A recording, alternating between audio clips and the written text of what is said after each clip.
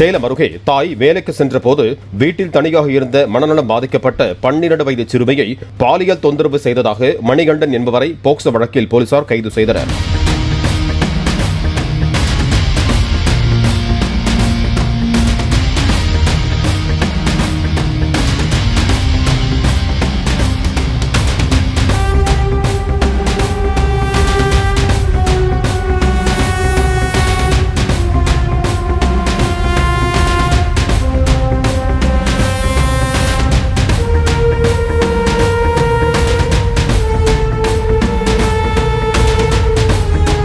Play store மற்றும் app ஸ்டோரில் இருந்து பாலிமர் செயலியை QR கோடு மூலம் பதிவிறக்கம் செய்யுங்கள்.